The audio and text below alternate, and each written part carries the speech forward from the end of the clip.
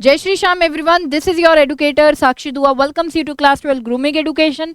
तो बेटा आज हम यहाँ पे स्टार्ट करने वाले हैं हमारा चैप्टर 2 जिसका नेम है इंडियन इकोनॉमी 1950 टू 1990। यानी कि इस चैप्टर में हम लोग बात करने वाले हैं कि इंडिया की सिचुएशन कैसी थी 1950 से लेके ईयर 1990 तक, मतलब 40 ईयर्स का टाइम स्पैन की हम बात करेंगे इंडियन इकोनॉमी की। तो जैसे कि बेटा हमने इससे पहले जो चैप्टर किया था वो था इंडियन इकोनॉमी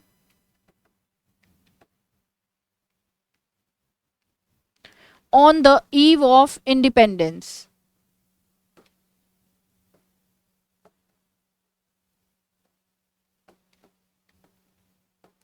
जिसमें हमने देखा था कि इंडिपेंडेंस के टाइम पे इंडिया की सिचुएशन कैसी थी। तो हमने यहाँ पर देखा था बेटा कि इंडिया का ना तो एग्रीकल्चर सेक्टर अच्छा था, ना इंडस्ट्रियल सेक्टर, ना ही सर्विस सेक्टर अच्छा था। ब्रिटिशर्स ने हमारे यहाँ पे रूल ज़रूर किया था, लेकिन रूल करते टाइम हमें बहुत से लॉसेस भी हो गए थे। जैसे कि आपने देखा था इसमें कि जो इंडिया की हैंडीक्राफ्ट इंडस्ट्रीज थी उनका बिजनेस पूरा खत्म हो चुका था इंडिया में, due to the business policies implemented by the Britishers in India, है ना।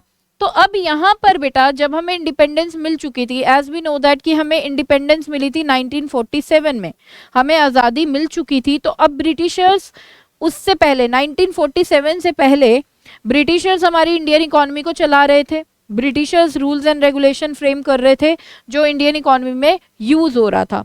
लेकिन अब हमारे सामने एक चैलेंज आ चुका था जब हमें इंडिपेंडेंस मिल चुकी थी कि अब इंडिया को कैसे चलाया जाए। इंडिया का जो इतना लॉस हो गया क्योंकि ब्रिटिशर्स ने हमारे यहाँ पे रूल किया था, उस लॉस को रिकवर करने के लिए क्या किया जाए।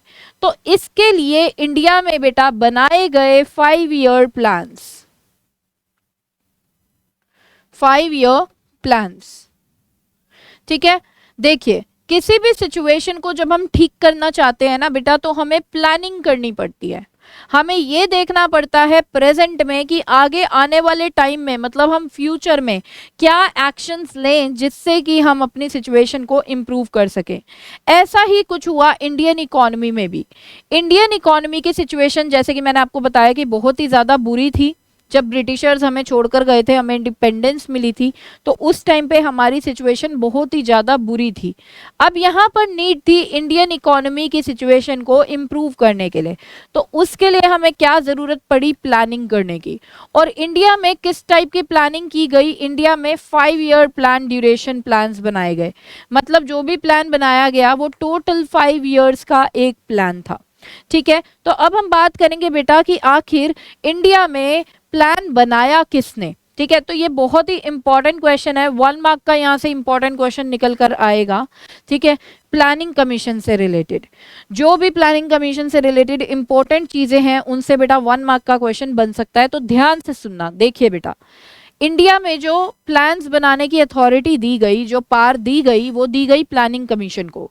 अब ये प्लानिंग कमीशन क्या थी, ग्रुप ऑफ पीपल थे जो कि गवर्नमेंट ने बिठाए थे प्लान्स को बनाने के लिए, 5 ईयर प्लान्स को बनाने के लिए। तो प्लानिंग कमीशन को कब सेटअप किया गया बेटा, प्लानिंग कमीशन को सेटअप किया गया था 15 मार्च 1950 में। जरूरी नहीं है कि आप इसकी डेट प्रॉपर याद करें, आप सिर्फ ईयर भी याद कर लेंगे तो चलेगा। प्लानिंग कमीशन को बेसिकली 1950 में सेटअप किया गया था। इसको लर्न करने के लिए आप कुछ इस तरीके से भी माइंड में रख सकते हैं कि हम सबको पता होता है कि हमें इंडिपेंडेंस कब मिली थी। तो हमें इंडिपेंडेंस मिली थी 1947 में। उसके 3 साल बाद प्लानिंग कमीशन को सेटअप किया गया था, यानी कि 1950 में प्लानिंग कमीशन को सेटअप किया गया था। एंड मिड ऑफ मार्च में, यानी कि 15 मार्च 1950 में प्लानिंग कमीशन को सेटअप किया गया था। अब प्लानिंग कमीशन का मेन पर्पस क्या था, प्लानिंग कमीशन का बेटा मेन पर्पस था frame 5 year plans for the Indian economy. Indian economy के लिए 5 ईयर प्लान्स को बनाना, मतलब वो वाले प्लान्स बनाना जिनकी ड्यूरेशन 5 ईयर्स होगी, यानी कि 5 साल होगी। फर्स्ट 5 ईयर प्लान कब लॉन्च किया गया, फर्स्ट 5 ईयर प्लान लॉन्च किया गया बेटा 1951 में, ठीक है। 1951। अब इसको कैसे याद रखें, देखो बेटा 1947 में हमें इंडिपेंडेंस मिली, उसके 3 साल बाद प्लानिंग कमीशन को सेटअप किया गया, यानी कि 1950 में। और सेटअप होने के 1 साल बाद प्लानिंग कमीशन ने फर्स्ट 5 ईयर प्लान लॉन्च कर दिया, यानी कि 1951 में। तो आपको ये चीज भी ध्यान रखनी है कि फर्स्ट 5 ईयर प्लान कब लॉन्च हुआ था इंडिया का, ये भी एक इंपॉर्टेंट क्वेश्चन है 1 मार्क के लिए। तो it was launched in the year 1951। आगे, एक्स ऑफिशियो चेयरमैन कौन है? यहाँ पे चेयरमैन लिखेंगे बेटा, यहाँ पे एक्स ऑफिशियो चेयरमैन। अब एक्स ऑफिशियो चेयरमैन का क्या मतलब है? बेसिकली अगर मैं बात करूं प्लानिंग कमीशन की एक्स ऑफिशियो चेयरमैन की, तो बेटा प्लानिंग कमीशन का एक्स ऑफिशियो चेयरमैन होता है प्राइम मिनिस्टर। जो भी कंट्री का प्राइम मिनिस्टर होता है ना, वो चेयरमैन अपने आप ऑटोमेटिकली बन जाता है प्लानिंग कमीशन का। जैसे कि प्लानिंग कमीशन बेटा सेटअप हुई थी, यानी कि 1950 में जवाहरलाल नेहरू जी प्राइम मिनिस्टर थे हमारे इंडिया के। तो मतलब चेयरमैन, फर्स्ट चेयरमैन कौन थे प्लानिंग कमीशन के? वो थे जवाहरलाल नेहरू जी। तो क्या मैम प्लानिंग कमीशन अभी भी चल रहा है? तो बेटा नहीं, प्लानिंग कमीशन अब नहीं चलता है। प्लानिंग कमीशन में कुछ चेंजेस लाके इसे एक रीफ्रेम कर दिया गया नीति आयोग। अब नीति आयोग ने प्लानिंग कमीशन को रिप्लेस कर दिया है। कब रिप्लेस किया था? ऑन 1 जनवरी 2015 में। ठीक है, तो अब नीति आयोग प्लानिंग कमीशन वाला काम करता है और अब इंडिया में 5 ईयर प्लान्स भी नहीं बनते हैं। अब ये नीति आयोग का फुल फॉर्म क्या है? National institution for transforming India. Okay, national institution for transforming India. चलिए, तो ये तो हुआ प्लानिंग कमीशन का। अब हम बात करेंगे कि हमने 5 ईयर प्लान्स को क्यों बनाया। What was the need, what was the objective behind framing the 5 year plans in India, what was the goals behind framing the 5 year plans in India, है ना। तो क्या हमारे एम्स रहे थे 5 ईयर प्लान्स को बनाने के? तो यहां पर बेटा एक नॉर्मल सी चीज मैंने आपको बताई, to improve the Indian economy. Indian economy की सिचुएशन को इम्प्रूव करने के लिए हमने 5 ईयर प्लान्स को बनाया। अब इसके गोल्स बेटा बेसिकली 4 गोल्स हैं। जेम्स से आप लर्न कर सकते हो। Gems, G stands for growth, E stands for equity, M stands for modernisation, S stands for self reliance. तो है ना, बहुत इजीली आप इसको रिलेट करो जेम्स के साथ और आप इसको लर्न कर सकते हो बहुत इजीली कि क्या गोल्स हैं 5 ईयर प्लान्स के। अब बेटा 1 बाय 1 बात करेंगे इन गोल्स ऑफ 5 ईयर प्लान के। यहां पर मैं आपको बता दूं कि कोई भी एक गोल पूछ लिया जाता है 5 ईयर प्लान का 3 to 4 मार्क क्वेश्चन में, जिसमें ग्रोथ बहुत ज्यादा इंपॉर्टेंट है और साथ में मॉडर्नाइजेशन बहुत ज्यादा इंपॉर्टेंट है। ठीक है, और साथ में दोनों का कॉम्बिनेशन पूछ लिया जाता है, that is growth with equity. तो बहुत ज्यादा इंपॉर्टेंट है ये, ऑलमोस्ट सारे ही गोल्स इंपॉर्टेंट है, तो अच्छे से समझना। तो चलिए बेटा, सबसे पहले हम बात करेंगे ग्रोथ की। देखो ग्रोथ क्या होता है। अगर मैं जितनी भी गोल्स की बात करूं ना, तो उसमें से ग्रोथ एक ऐसा गोल है, ये out of the available 4 goals, growth एक ऐसा गोल है जिस पे सबसे ज्यादा इंसिस्ट किया गया, सबसे ज्यादा फोकस किया गया। वो इसलिए किया गया बेटा क्योंकि ग्रोथ होगी तो अपने आप बाकी के भी गोल्स क्या हो जाएंगे, अचीव हो जाएंगे। अब ये ग्रोथ क्या होता है, देखो बेटा, लेट सपोज इंडिया में अभी 10,000 यूनिट्स की प्रोडक्शन हो रही है। ठीक है, और एक यूनिट 5 रुपीज की बिकती है। तो यानी कि इनकम कितनी जनरेट हो रही है इंडियन इकोनॉमी में, यानी कि 50,000 रुपीज की इनकम जनरेट हो रही है इंडियन इकोनॉमी में। ओके, अब हम बात करते हैं बेटा, लेट सपोज अब प्रोडक्शन बढ़ गई इंडियन इकोनॉमी में, अब 20,000 यूनिट्स की प्रोडक्शन हो पाती है और एक यूनिट 5 रुपीज का बिकता है, यानी कि बेटा अब 1 लाख रुपीज की इनकम जनरेट होगी।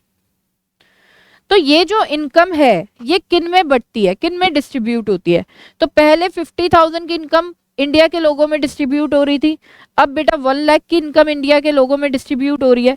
तो डेफिनेटली अब लोगों के पास ज्यादा इनकम जा रही है, तो लोग क्या करेंगे, ग्रो करेंगे।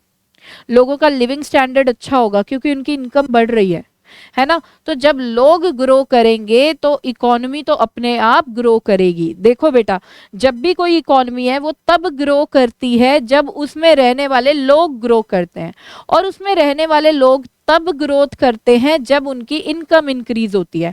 और किसी भी इकोनॉमी की इनकम किसके ऊपर डिपेंड करती है, उसकी प्रोडक्शन कैपेसिटी पे, प्रोडक्शन कैपेसिटी। अब ये प्रोडक्शन कैपेसिटी क्या होता है? प्रोडक्शन कैपेसिटी मतलब कि एक इकोनॉमी कितना मैक्सिमम गुड्स एंड सर्विसेज की प्रोडक्शन कर सकती है, कितने amount of goods and services की प्रोडक्शन एक इकोनॉमी कर सकती है। देखिए जैसे ही बेटा किसी इकोनॉमी की प्रोडक्शन कैपेसिटी इंक्रीज होती है तो मतलब वो अपनी एक्चुअल प्रोडक्शन भी बढ़ा देगी। एक्चुअल प्रोडक्शन मतलब कितना वो प्रोडक्शन अभी कर रही है ना। आगे बेटा एक्चुअल प्रोडक्शन बढ़ेगी तो आपने देखा इनकम भी बढ़ जाती है, इनकम बढ़ती है तो लोगों का स्टैंडर्ड बढ़ता है, पीपल्स लिविंग स्टैंडर्ड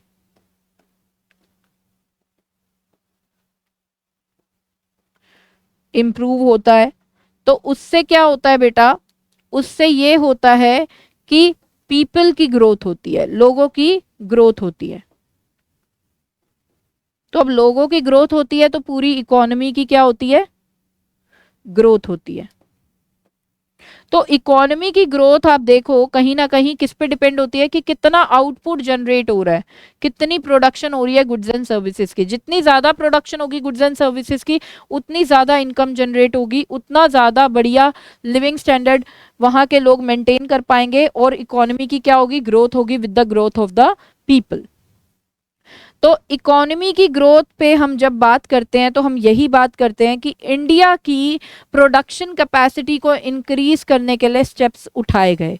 ठीक है, तो यहाँ पे it is an increase of the production capacity of an economy over a period of time. तो ग्रोथ क्या है? ग्रोथ ये है कि हम एक इकोनॉमी की प्रोडक्शन कैपेसिटी को इंक्रीज करने की कोशिश करें, क्योंकि बेटा जैसे ही प्रोडक्शन कैपेसिटी इंक्रीज होगी कि कितनी प्रोडक्शन वो कर सकती है तो उससे एक्चुअल प्रोडक्शन भी कहीं ना कहीं इंक्रीज होगी। आगे, out of all the available goals, जितने भी गोल्स हैं, growth has received the strongest priority in all the plans. जितने भी गोल्स अवेलेबल हैं उसमें से ग्रोथ को सबसे ज्यादा प्रायोरिटी रखा गया है, ग्रोथ को सबसे ज्यादा फोकस किया गया है इन ऑल द प्लान्स, जितने भी प्लान्स हमने फ्रेम किए। अच्छा, हमें पता कैसे चलता है कि एक पर्टिकुलर कंट्री की ग्रोथ हुई है? बेटा मैंने बताया आउटपुट पे डिपेंड होता है, और आउटपुट क्या होता है? आउटपुट होता है जीडीपी, है ना। जीडीपी क्या होता है? जीडीपी आउटपुट ही होता है। GDP is basically gross domestic product, कि इंडिया के अंदर अंदर हमने कितना आउटपुट जनरेट किया है वो होता है जीडीपी। तो जैसे ही जीडीपी में इंक्रीज होता है तो इसका मतलब आउटपुट में इंक्रीज हुआ, और आउटपुट में इंक्रीज होने से क्या होता है? ग्रोथ होता है। वो मैंने आपको अभी बताया कैसे। तो a steady increase in gross domestic product that is GDP is an indicator of economic growth. तो अगर जीडीपी इंक्रीज हो रहा है इकोनॉमी का तो यानी कि क्या हो रही है? उसमें इकोनॉमिक ग्रोथ हो रही है। अब आगे बात करेंगे बेटा ग्रोथ के बारे में ही। इन इंडिया बिटवीन 1950 टू 1990, जो हमारा चैप्टर का टाइम पीरियड है 1950 टू 1990, क्या देखा जा रहा है? The proportion of GDP contributed bye agriculture declined significantly but not the population depending on it. तो यहां पर ये क्या बोल रहे हैं कि जो जीडीपी इंडिया को आ रहा था 1950 से लेके 1990 के टाइम पीरियड में एग्रीकल्चर सेक्टर से, वो कम हो गया था। 1950 में जो जीडीपी आ रहा था एग्रीकल्चर सेक्टर से वो था बेटा 67.5%, और 1990 में 64.9% जीडीपी हमें एग्रीकल्चर सेक्टर से आ रहा था। लेकिन अगर हम बात करें पॉपुलेशन जो एंगेज थी एग्रीकल्चर सेक्टर में, मतलब जितने वर्कर्स एंगेज थे एग्रीकल्चर सेक्टर में, वो कम नहीं हुए थे। पॉपुलेशन उतनी की उतनी ही थी। पॉपुलेशन जो डिपेंडेंट थी एग्रीकल्चर सेक्टर पे वो उतनी ही थी, वो कम नहीं हुई थी। लेकिन हाँ, एग्रीकल्चर सेक्टर से जो जीडीपी हमें आ रहा था वो कम हो गया था। 1950 में जीडीपी था एग्रीकल्चर सेक्टर से जो आ रहा था वो था 67.5%, और 1990 में वो कितना हो गया था? वो हो गया था बेटा 64.9%। चलिए मूव करते हैं हमारे नेक्स्ट गोल पे अब, दैट इज इक्विटी। अब इक्विटी का मतलब क्या होता है? देखो बेटा, इक्विटी का मतलब होता है कहीं ना कहीं इक्वालिटी, है ना, कि सबके पास इक्वल राइट्स होनी चाहिए, दैट इज कॉल्ड इक्विटी। देखिए हम इंडिया की अगर बात करें तो इंडिया में कुछ ऐसे लोग भी हैं जिनकी इनकम इतनी कम है कि उन्हें 3 टाइम का खाना नसीब नहीं हो पाता है, जो बहुत ही ज्यादा गरीब है ना। और इंडिया में ही वो लोग भी हैं जो बहुत ही ज्यादा अमीर है, जो 3 टाइम का खाना हर रोज 5 स्टार रेस्टोरेंट से खा सकते हैं। तो तो यानी कि अगर हम देखें यहाँ पर तो बेटा यहाँ पर ये है कि जो इनइक्वालिटी है इनकम में वो बहुत ही ज़्यादा है। कईयों की इनकम बहुत ही कम है जो पुअर कैटेगरी के हैं, और कईयों की इनकम बहुत ही ज़्यादा है जो रिच कैटेगरी के हैं। तो यानी कि जो inequalities of income and wealth है वो बहुत ही ज़्यादा है ना। तो यहाँ पर इक्विटी का मतलब ये होता है, ये नहीं होता कि सबके पास इक्वल पैसा होना चाहिए। इक्विटी का मतलब ये होता है एटलीस्ट सबके पास अपनी बेसिक राइट्स होनी चाहिए, एटलीस्ट सब लोग आराम से अपनी फूड की रिक्वायरमेंट, एडुकेशन की रिक्वायरमेंट और बेसिक हेल्थ केयर जो है, जो मतलब उनकी बेसिक नेसेसिटीज हैं, एटलीस्ट वो तो सब लोग इंडिया में पूरी कर पाएं। That is called equity. Equity का मतलब होता है कि जो inequalities of income and wealth है वो कम कम कम होता चला जाए, है ना। तो आइए देखते हैं। Equity refers to reduction in inequalities of income. Equity का क्या मतलब होता है कि ये जो इनइक्वालिटीज ऑफ इनकम है उनको कम कर दें। Uplifting weaker sections of society, जो वीकर सेक्शन है सोसाइटी के, जो गरीब लोग हैं सोसाइटी के, उनकी सिचुएशन को इम्प्रूव किया जाए, ठीक है। And a more even distribution of national income, और नेशनल इनकम यानी कि जो कंट्री की इनकम है उसको ठीक से डिस्ट्रीब्यूट किया जाए लोगों के बीच में, उसको इस तरीके से डिस्ट्रीब्यूट किया जाए कि जिसको जितना मिलना चाहिए उसको उतना शेयर मिले नेशनल इनकम का। तो ठीक से हम नेशनल इनकम को डिस्ट्रीब्यूट करें, इस तरीके से हम नेशनल इनकम को डिस्ट्रीब्यूट करें कि वो फेयर तरीका हो। फेयर तरीका होता है कि इस तरीके से डिस्ट्रीब्यूट करें कि जो गैप है रिच एंड पुअर पीपल की इनकम में वो कम होता चला जाए। चलिए आगे। Every Indian should be able to meet his or her basic needs such as food, education and healthcare. हर एक इंडियन एटलीस्ट अपनी बेसिक रिक्वायरमेंट्स को तो पूरा कर पाए अपने आप से, है ना, जो कि है food, education and basic health care. चलिए अब हम बात करेंगे बेटा बेनिफिट्स ऑफ इक्विटी की। अब इक्विटी अगर हम अटेन कर लेते हैं इंडियन इकोनॉमी में तो क्या क्या बेनिफिट हमें मिलते हैं, तो देखते हैं। सबसे पहला, reduction in inequalities of income and wealth. Inequalities जो है इनकम एंड वेल्थ की वो क्या हो जाएंगी, कम हो जाएंगी। Improving the standard of living of every section, हर एक सेक्शन का लिविंग स्टैंडर्ड क्या होगा, इंप्रूव होगा। वीकर सेक्शंस पे जो जिनको लोग छोड़ देते हैं उनका भी स्टैंडर्ड क्या होगा, कहीं ना कहीं बढ़िया हो जाएगा। तो सोसाइटी का हर एक सेक्शन आगे ग्रो करेगा। Next, building up the nation as whole and one, एक साथ पूरा नेशन ग्रो होगा। वीकर सेक्शंस भी ग्रो होंगे along with the rich section. तो यहाँ पे नेशन एक साथ ग्रो होगा, है ना। आगे, fair and equitable treatment in society, society में फेयर ट्रीटमेंट सबके साथ होगा। तो ये तो थी बेटा हमारी बेनिफिट्स ऑफ इक्विटी। चलिए अब हम बात करेंगे आगे नेक्स्ट गोल की, विच इज मॉडर्नाइजेशन। अब ये मॉडर्नाइजेशन क्या होता है? मॉडर्नाइजेशन का मतलब होता है कि नई नई टेक्निक्स को अप्लाई करना for the production of goods and services, नई नई टेक्नोलॉजी को यूज करना for the production of goods and services. अच्छा, दूसरी बात, सिर्फ न्यू टेक्नोलॉजी को अप्लाई नहीं करना बल्कि बेटा चेंजेस इन सोशल आउटलुक भी क्या है, मॉडर्नाइजेशन होता है। Changes in social outlook is also modernization. Changes in social outlook क्या है? सोशल आउटलुक होता है सोसाइटी का देखने का नजरिया, ठीक है। अब जैसे एग्जाम्पल की बात करें, पहले लड़कियों को घर से बाहर नहीं निकलने दिया जाता था स्कूल जाने के लिए या जॉब करने के लिए, लेकिन आज बहुत सारी लड़कियां घर से बाहर हैं एडुकेशन अटेन करने के लिए, जॉब करने के लिए। तो ये क्या है? ये बेटा एक नजरिया चेंज हुआ है सोसाइटी का, है ना। पहले लड़कियों को इतनी ज्यादा फ्रीडम नहीं दी जाती थी, लेकिन अब लड़कियों को बहुत ज्यादा फ्रीडम दी जाती है। पहले लड़कियां सिर्फ सूट्स में, साड़ीज में घूमती थी, है ना। आजकल की लड़कियां सारे वेस्टर्न ड्रेसेस भी अच्छे से वियर करती हैं, फिर वो चाहे शॉर्ट स्कर्ट हो या फिर निक्कर हो, तो सारी चीजें लड़कियों को अलाउड है। तो ये क्या है, ये बेटा एक सोसाइटी का जो नजरिया है वो चेंज हो चुका है, सोसाइटी की जो मेंटालिटी है वो चेंज हो चुकी है। Now every man and women, now everyone is equal irrespective of the gender. Main और विमेन दोनों इक्वली ट्रीट किए जा रहे हैं, है ना। तो आजकल बहुत ज्यादा चेंजेस सोसाइटी में आ चुके हैं, तो इसी को बोलते हैं बेटा मॉडर्नाइजेशन, कि हमारी जो सोच है, हमारी जो मेंटालिटी है वो मॉडर्न होती जा रही है डे बाय डे। दूसरी चीज, हम नई टेक्निक्स को यूज करते हैं, दैट इज कॉल्ड मॉडर्नाइजेशन। तो आइए देखते हैं इसका मीनिंग।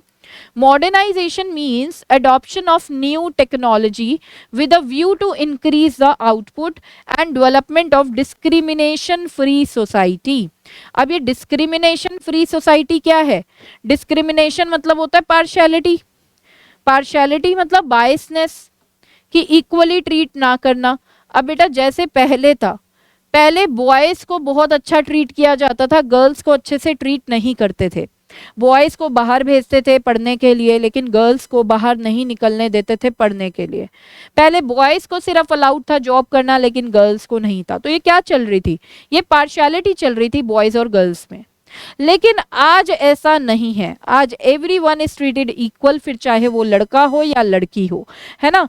तो यानी कि आज की सोसाइटी कैसी है? डिस्क्रिमिनेशन फ्री सोसाइटी है, कि इसमें पार्शियलिटी ऑलमोस्ट नहीं होती है। मैं ये नहीं कहूंगी कि सोसाइटी के हर एक लोग बदल गए हैं, ऐसी चीज नहीं है, लेकिन हाँ 90% अच्छे अच्छे चेंजेस आ चुके हैं सोसाइटी में। डिस्क्रिमिनेशन फ्री सोसाइटी को डेवलप करना ही क्या है बेटा? मॉडर्नाइजेशन। एक ऐसी सोसाइटी डेवलप करना जहां पर सबको इक्वली ट्रीट किया जाता है, वो होता है मॉडर्नाइजेशन। और अडॉप्शन ऑफ न्यू टेक्नोलॉजी, नई टेक्नोलॉजी को अडॉप्ट करना, किस लिए अडॉप्ट करना? ताकि आउटपुट बढ़ जाएगा, प्रोडक्टिविटी और ज्यादा होने लगेगी, तो इसे बोलते हैं हम मॉडर्नाइजेशन। चलिए आगे अब हम बात करेंगे बेटा, modernisation and employment generation are positively correlated. Generally क्या बोला जाता है कि मॉडर्नाइजेशन आ गई है, मॉडर्नाइजेशन के आने से अनएम्प्लॉयमेंट हो रहा है इकोनॉमी में, जो कि बेटा शॉर्ट टर्म पे तो ठीक है, लेकिन लॉन्ग टर्म पे ये कहना गलत होगा कि मॉडर्नाइजेशन की वजह से इकोनॉमी में अनएम्प्लॉयमेंट हो रहा है। देखिए अब मैं समझाती हूँ आपको ऐसा क्यों। मॉडर्नाइजेशन यानी कि नई टेक्नोलॉजी यूज करना, तो बेटा मॉडर्नाइजेशन की वजह से बहुत सी कंपनीज क्या यूज कर रही हैं? They are using capital intensive technique. Capital intensive technique, capital intensive technique का मतलब होता है बेटा वो चीजें यूज करना जिनमें मशीन्स की ज्यादा रिक्वायरमेंट है और लेबर की रिक्वायरमेंट क्या होती है? कम होती है for the production of goods and services. तो ये एक ऐसी टेक्निक है जिसमें कैपिटल ज्यादा चाहिए, लेबर कम चाहिए। अब मॉडर्नाइजेशन की वजह से companies capital intensive technique use कर रही हैं, जिसकी वजह से लेबर रिक्वायरमेंट क्या हो जाती है? कम हो जाती है, और फिर अनएम्प्लॉयमेंट क्रिएट होता है इकोनॉमी में। तो ये तो होती है बेटा शॉर्ट टर्म की बात, मॉडर्नाइजेशन से अनएम्प्लॉयमेंट क्रिएट होता है, लेकिन ये काफी शॉर्ट टर्म का प्रोसेस होता है। जब हम लॉन्ग टर्म की बात करें ना बेटा, तो उसमें ये देखा जाता है कि मॉडर्नाइजेशन की वजह से कंपनी कैपिटल इंटेंसिव टेक्निक्स वगैरह यूज कर रही है, जिसकी वजह से आउटपुट और प्रोडक्टिविटी काफी इंक्रीज हो जाती है। आउटपुट और प्रोडक्टिविटी क्योंकि इंक्रीज होती है ना, तो उससे क्या होता है? इनकम जनरेट होती है इकोनॉमी में। अब क्योंकि इनकम जनरेट होती है, तो इनकम जनरेट होने से क्या होता है? और ज्यादा डिमांड गुड्स एंड सर्विसेज की आने लगती है इकोनॉमी में, क्योंकि लोगों के पास पैसा है, लोगों की इनकम जनरेट हुई है, तो लोग ज्यादा गुड्स एंड सर्विसेज की डिमांड करते हैं, तो डिमांड बढ़ जाती है इकोनॉमी में। अब उस डिमांड को फुलफिल करने के लिए कंपनी को क्या चाहिए? लेबर चाहिए। तो लेबर रिक्वायरमेंट भी क्या हो जाती है? क्रिएट हो जाती है, जिसकी वजह से मॉडर्नाइजेशन से ही क्या हुआ? देखो क्या हुआ कि एम्प्लॉयमेंट अपॉर्चुनिटीज डेवलप हुई हैं। तो मॉडर्नाइजेशन और एम्प्लॉयमेंट अपॉर्चुनिटीज पॉजिटिवली कोरिलेटेड है। पॉजिटिवली कोरिलेटेड होने का मतलब है कि मॉडर्नाइजेशन होता है तो उसमें एम्प्लॉयमेंट अपॉर्चुनिटीज बढ़ती हैं। चलिए नेक्स्ट अब हम बात करेंगे बेटा सेल्फ रिलायंस की। अब ये सेल्फ रिलायंस क्या है? सेल्फ रिलायंस है कि आप इंडिपेंडेंट हो, आप किसी के ऊपर भी डिपेंडेंट नहीं हो किसी भी चीज के लिए, that is called self reliance. तो जनरली क्या होता है, जब कोई भी कंट्री बेटा इंपोर्ट करती है ना, यानी कि बाहर किसी फॉरेन कंट्री से कोई गुड या सर्विस खरीदती है, तो वो वाली कंट्री बाहर की फॉरेन कंट्री जिससे वो इंपोर्ट कर रही है उसके ऊपर डिपेंड हो जाती है ना, यही होता है ना। अब क्या होता है, इसका फायदा बाहर की कंट्री लेती है, उठाती है, कैसे कि अपनी फालतू की रूल्स एंड रेगुलेशंस हमारी कंट्री पे क्या करने लग जाएगी, इम्पोज करने लग जाएगी, है ना। जानबूझ के प्रोडक्ट के प्राइसेस बढ़ा देगी, उसे पता है इंपोर्ट तो मेरे से करेंगे, तो ये चीजें कहीं ना कहीं मिसयूज हो जाती है। तो बेटा सेल्फ रिलायंस का मतलब होता है कि हम इंडिपेंडेंट बने, हम किसी भी कंट्री के ऊपर डिपेंड ना हो, हम अपनी इंडिया को इंडिपेंडेंट रखें। तो अगर हम किसी भी चीज को इंपोर्ट कर रहे हैं, यानी कि बाहर की फॉरेन कंट्री से परचेज कर रहे हैं, लेकिन हम उस चीज को इंडिया में ही प्रोड्यूस कर सकते हैं, तो बेटा हम उसे इंडिया में प्रोड्यूस करें rather than importing the goods from any foreign country. ठीक है, तो यानी कि हम इसको बोल सकते हैं कि ये क्या है, इंपोर्ट सब्स्टिट्यूशन भी है, इंपोर्ट सब्स्टिट्यूशन।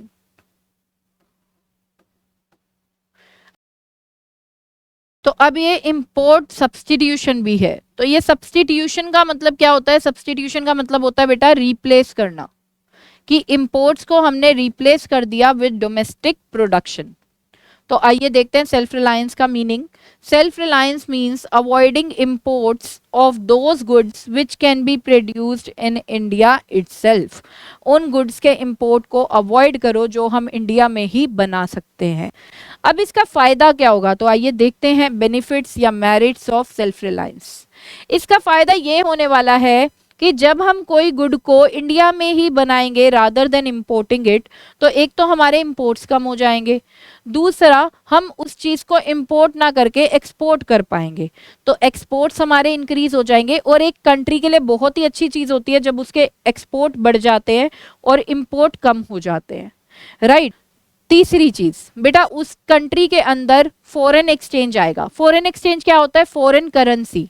हर कंट्री को फॉरेन करेंसी चाहिए होती है, क्योंकि जब वो किसी ना किसी चीज को इंपोर्ट करती है तो उसको जो पेमेंट करनी होती है वो करनी होती है फॉरेन करेंसी में।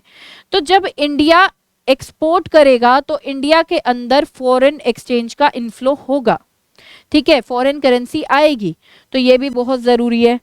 और क्या होता है, और बेटा ये होता है कि इंडस्ट्रियल सेक्टर जो होगा ना हमारा वो डेवलप करेगा, क्योंकि देखो प्रोडक्शन कहाँ पर होती है, प्रोडक्शन मेन होती है इंडस्ट्रियल सेक्टर में। तो इंडस्ट्रियल सेक्टर का जीडीपी, इंडस्ट्रियल सेक्टर का आउटपुट हमारी इंडियन इकोनॉमी में इंक्रीज हो जाएगा, तो इससे हमारा इंडस्ट्रियल सेक्टर भी क्या करने वाला है, ग्रो करने वाला है।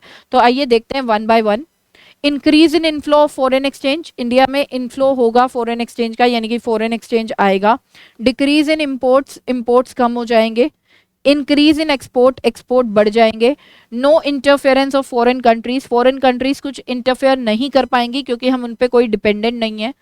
Aids in establishing a strong domestic base, हमारा डोमेस्टिक बेस बहुत ही बढ़िया बन जाएगा क्योंकि हम इंडिया के अंदर ही प्रोडक्शन कर रहे हैं। Reduced our dependency on foreign countries, हमारी जो डिपेंडेंसी है फॉरेन कंट्रीज के ऊपर वो कम हो जाएगी। फॉर फूड सप्लाईज के लिए, फॉरेन टेक्नोलॉजी के लिए एंड कैपिटल के लिए, तो हमारी जो डिपेंडेंसी है फॉरेन कंट्रीज पे वो कम हो जाएगी, जो कि बहुत ही ज़्यादा ज़रूरी है। नेक्स्ट बेटा, नेक्स्ट अब हम बात करेंगे ग्रोथ विद इक्विटी की। जब भी आए explain growth with equity as a planning objective, तो आपको क्या करना है, पहले तो ग्रोथ को एक्सप्लेन करना है, इसका मीनिंग देना है। दूसरा आपको इक्विटी का मीनिंग देना है, और फिर बात करनी है हमने ग्रोथ विद इक्विटी की एक साथ, ठीक है।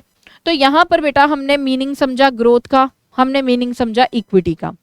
ग्रोथ का मीनिंग क्या होता है कि increase in GDP, GDP increase होगा, इनकम इंक्रीज होगी, तो अपने आप कंट्री की क्या होगी, ग्रोथ होगी। और इक्विटी का मतलब क्या है कि फेयरली सारी चीज डिस्ट्रीब्यूट होनी चाहिए, फेयर डिस्ट्रीब्यूशन होना चाहिए नेशनल इनकम का। हर एक पर्सन एटलीस्ट इतना तो कैपेबल हो कि वो अपनी बेसिक रिक्वायरमेंट्स को पूरा कर सके। अब ग्रोथ विद इक्विटी में क्या बोला जा रहा है, बोला जा रहा है कि ग्रोथ और इक्विटी का कॉम्बिनेशन होना बहुत ज्यादा जरूरी है। जैसे क्वाइन होता है ना बेटा, उसके दो साइड्स होते हैं, एक हेड और एक टेल, तो वैसे ही बोल सकते हैं हम कि ग्रोथ और इक्विटी दो साइड्स हैं एक कॉइन के। तो जब हम कॉइन की हेड और टेल को अलग अलग कर लेंगे तो कॉइन की कोई वैल्यू नहीं रहने वाली है, राइट। तो ऐसे ही बेटा ग्रोथ एंड इक्विटी का कॉम्बिनेशन सोसाइटी के लिए अच्छा होता है। अगर ग्रोथ हो रही है और इक्विटी नहीं है तो सोसाइटी के फेवर में नहीं है ये चीज, और अगर इक्विटी हो रही है ग्रोथ नहीं है तो भी सोसाइटी के फेवर में नहीं होती है ये चीज। तो बोला जाता है कि ग्रोथ के साथ इक्विटी होना बहुत जरूरी है, दोनों का कॉम्बिनेशन होना बहुत जरूरी है। इसको एक एग्जाम्पल से समझते हैं। जैसे बेटा फॉर एग्जाम्पल इंक्रीज हुआ जीडीपी, जीडीपी इंक्रीज हुआ तो जीडीपी का जो डिस्ट्रीब्यूशन हुआ या नेशनल इनकम इंक्रीज हुई, उसका जो डिस्ट्रीब्यूशन हुआ वो डिस्ट्रीब्यूशन ही फेयर तरीके से नहीं हुआ है, मतलब इक्विटी तो नहीं हुई। फिर डिस्ट्रीब्यूशन इस तरीके से हुआ है कि जो पुअर है और जो रिच है उनके बीच का गैप और ज्यादा बढ़ता चला जा रहा है, पुअर और ज्यादा पुअरर होता चला जा रहा है, रिच और ज्यादा रिचर होता चला जा रहा है। तो जो गैप है बिटवीन रिच एंड पुअर वो इंक्रीज होता चला जा रहा है। तो वो तो बेटा सोसाइटी के फेवर में नहीं है ना, क्योंकि उसमें इक्विटी मिसिंग है। अच्छा, अब दूसरी बात करते हैं कि जब जीडीपी इंक्रीज हुआ और उस इंक्रीज इन जीडीपी का बंटवारा फेयर तरीके से हुआ है। फेयर तरीके से होने का मतलब है कि जो गैप है between rich and poor people वो कम होता चला जा रहा है, इनकम की जो इनइक्वालिटीज हैं वो कम होती चली जा रही है। तो यहाँ पर ये चीज सोसाइटी के फेवर में है। तो ग्रोथ के साथ ऑलवेज इक्विटी होना बहुत ज्यादा जरूरी है, तभी वो सोसाइटी के फेवर में होता है। तो आई होप गाइस ये चीजें आपको अच्छे से समझ में आई होंगी, ये वीडियो आपको काफी इंफॉर्मेटिव लगी होगी, और मैं होप करती हूँ कि आप इस वीडियो को शेयर भी करेंगे अपने फ्रेंड्स के साथ, those who are in class 12th, right. और यहाँ पर बेटा इजाजत चाहती हूँ इस सेशन को एंड करने की। मिलते हैं हमारे नेक्स्ट सेशन में with another important topic and with an interesting topic and a good content. Till then bye bye, take care, जय श्री श्याम।